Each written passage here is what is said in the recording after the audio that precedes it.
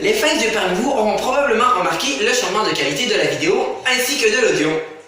Et ils auront raison. Ici Samy, bienvenue sur Sam's Tech. Aujourd'hui, unboxing, review et test du Xiaomi Redmi Pro.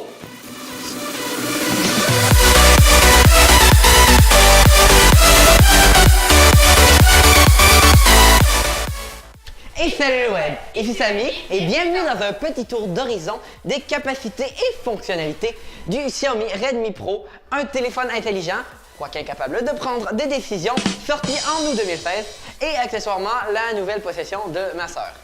Et cette fois-ci, c'est moi qui déballe. Apparemment, ça lui tentait pas. Mais bon, peu importe, passons à l'unboxing. Commençons donc par l'unboxing. Donc dès l'ouverture de la boîte, on aperçoit le téléphone qu'on va pouvoir mettre de côté. Pour le moment, on y reviendra dans quelques instants. Et si on ouvre un rabat juste en dessous, ce que je vous conseille de faire, on aperçoit un manuel que je ne lirai probablement pas. Ensuite, on a un joli câble USB Type-C, enfin ça arrive, ainsi qu'un bloc de chargement qui a la prise américaine. Enfin, je l'attendais, celui-là. Donc, étant donné que la boîte est vide, on va passer immédiatement au review. Donc c'est parti pour les spécifications. À l'avant du téléphone, on retrouve avant tout l'immensissime écran LTPS AMOLED ou Low Temperature Polysilicon Active Matrix Organic Light Emitting Diode de 5,5 pouces multitouch 10 points et Full HD. Un haut-parleur pour les appels, un luxmètre, oui ça mesure la lumière ça. Une caméra de 5 mégapixels en f2.0 ainsi qu'un bouton. Bon, en fait, il a tout de même sa petite particularité car il est en fait en mesure de lire les empreintes digitales et ce, ma foi, en aussi peu de temps qu'il n'en faut pour le dire. À l'arrière, c'est là que ça devient intéressant, on ne retrouve que deux choses, mais qui contribuent tout de même à l'intérêt possible en rapport à ce téléphone. Deux caméras, une de 13 mégapixels et l'autre de 5 mégapixels, toutes deux à f2.0, supportant la mise au point automatique par détection de phase ou PDAF. Donc la caméra principale peut enregistrer des vidéos en Full HD à 30 fps et en HD à 120 fps, vive les ralentis 4 fois. Et là où ça devient intéressant, c'est quand on remarque que ces deux caméras peuvent simuler une profondeur de champ de f0,95 et cela autant en photo qu'en vidéo. Mais peu importe, on y reviendra durant les tests.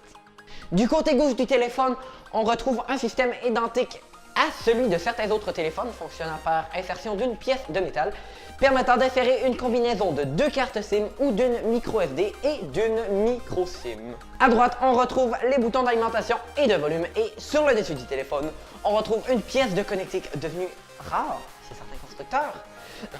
Apple, un jack écouteur. On peut aussi apercevoir un émetteur infrarouge pour, pourquoi pas, contrôler votre téléviseur ainsi qu'un minuscule trou faisant probablement office de microphone. Finalement, au-dessous, on retrouve le port USB Type-C, ainsi qu'une paire de haut-parleurs, je dirais, de très bonne qualité, bien que pauvre en basse. Au niveau de l'interne, on parle d'une batterie de 4050 mAh, ce qui est énorme, d'un stockage de 32 Go pour l'édition standard, ce qui est quand même assez bien, de 3 Go de RAM encore pour l'édition standard et d'une puce graphique Mali T880 à 700 MHz. Mais le processeur.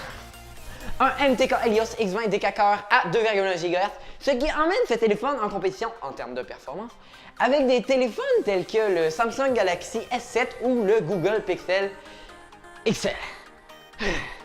Ah oui, j'oubliais, il fonctionne sous une mouture spéciale d'Android 6.0, soit le MIUI.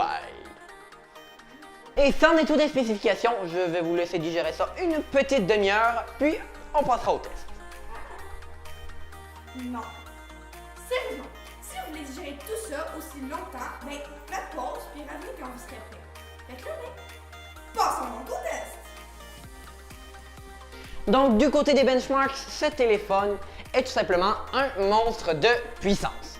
Dans Geekbench, on a obtenu un score de 1565 avec un seul cœur et 4575 avec le processeur complet et un score de 2619 en calcul. Je vous laisse voir où ça se situe dans la liste. Sur AnTuTu, le score est de 83 695, encore un très bon score, mais sur Geekbench, 938, ce qui le place loin des premiers. Et c'est là qu'est sa faiblesse, dans les graphiques. Mais tout de même faiblesse, c'est vite dit, Parce qu'en utilisation classique, ma soeur peut témoigner, elle n'a jamais senti de latence, de blocage ou de mauvaise performance. Bon, nous voici donc à la bête noire de tous les constructeurs de téléphones intelligents, la photo et la vidéo. Mais franchement, ce téléphone s'en tire assez, voire très bien. Le mode stéréoscopique que vous voyez présentement à l'écran, un petit peu partout, utilise les deux caméras pour simuler une profondeur de champ incroyablement minuscule, ce qui peut donner de très beaux effets. Malheureusement, chaque chose a ses lacunes et dans cette fonction-ci, on aperçoit parfois un délai dans le traitement du flou, qui arrive parfois un petit peu trop tard sur des mouvements rapides. En photo pure et dure, il s'en tire encore mieux avec des images d'une qualité incroyablement bonne, et en vidéo, les images Full HD en sortant sont d'une qualité plus que correcte pour un capteur de ce type. En mode ralenti, il fait son travail. C'est pas, disons, exceptionnel, dû à une forte demande en lumière, oui, mais il fait qu'il est censé faire des vidéos ralenties 4 fois. Mais je maintiens tout de même la même opinion, cet appareil photo est incroyablement bien réussi. Et pour terminer ce segment, parlons de la caméra de face et du microphone. Alors, veuillez m'excuser, il me manquait un bout de vidéo au montage, donc je voulais seulement vous dire que j'allais passer à l'instant une vidéo tournée avec la caméra de face ainsi que le microphone interne, donc je vous passe ça à l'instant. Yeah! Behind the scenes! Alors, si vous vous demandez pourquoi je parle aussi vite aujourd'hui, c'est de la faute de ce truc-là. J'ai un téléprompteur maintenant, quoique je parle toujours super vite, mais c'est pas grave. Donc, voilà, c'était le petit tour rapide du studio. Si vous vous demandez pourquoi ça surexpose, c'est que si vous ne le saviez pas encore, c'est des spots de 1000 watts. Il fait chaud ici. Et salut le web, on prend la vidéo. Ouais! Donc, puisqu'on a terminé notre petit tour d'horizon des capacités et fonctionnalités de ce magnifique appareil, je vais pouvoir en tirer une conclusion. Alors, est-ce qu'il est égal à un pixel ou un 7? Presque. Mais avec un prix de revente d'environ 173 € ou 242 $ canadiens au prix actuel, le dépasse-t-il en valeur? Indubitablement. Et d'une marge inconcevable. L'écran est incroyable, les haut-parleurs corrects, les performances excellentissimes, la caméra irréprochable et l'interface simple et épurée, tout ce qu'il faut pour rendre plus moderne un téléphone qui l'est déjà. Donc voilà, c'est ce qui conclut cette vidéo. Bye! Bon, voilà, c'est ce qui conclut cette vidéo. N'hésitez pas à laisser un j'aime si vous avez aimé et un je n'aime pas si c'est pas le cas.